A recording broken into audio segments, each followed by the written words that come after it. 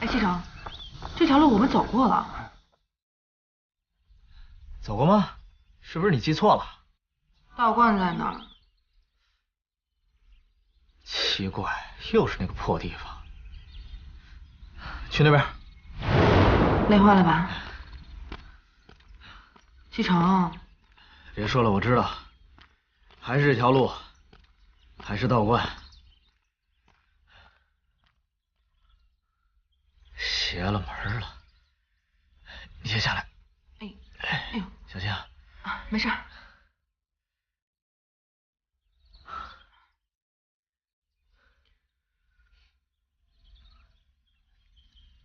你在这等我，那里有几个人，我下去看一下。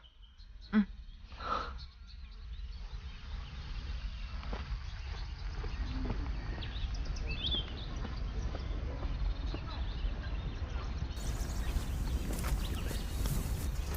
嗨，美女们。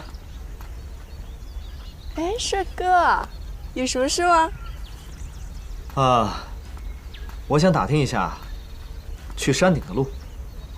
那我告诉你，我有什么好处？你要什么好处，我都可以满足你。哎呦，真的吗？那我要你的联系方式，你告诉我。你怎么那么快出手啦？不是什么我先看到的吗？什么？你先看的，我先看的。哎，我只是想要打听一下路而已。顾西城，你问个路需要那么久吗？快了，马上。帅哥，她是谁啊？你表妹吗？对，她是我表妹的表嫂。表妹的表嫂，她是你老婆？对。其实说你有老婆啦？是啊，所以你这结婚了。我是一个妻管严，不是你们的菜。妻管严又怎么样？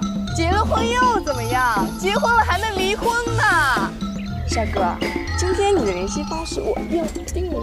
可是你怎么这样呢？还有我要。哎呀，我干嘛？我先要的，我先要的。都别抢了，我都给，一个一个给。OK？ 有没有笔？有。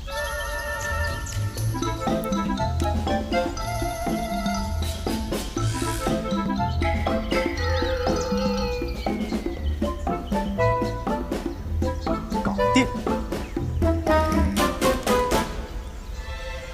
你老婆的眼神啊，感觉要吃我吗？他爬了一天的山，有点饿了。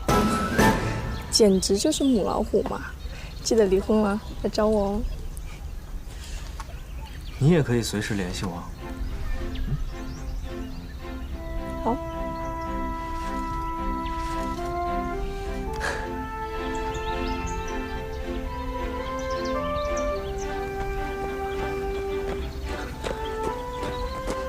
怎么了？一转眼就没了？哎，别走了，来，我背你。上来呀！哟，生气啦？没生气，可高兴了。哎，别装了，来，上来吧。我问你，你最后神神秘秘的那句话说的是什么呀？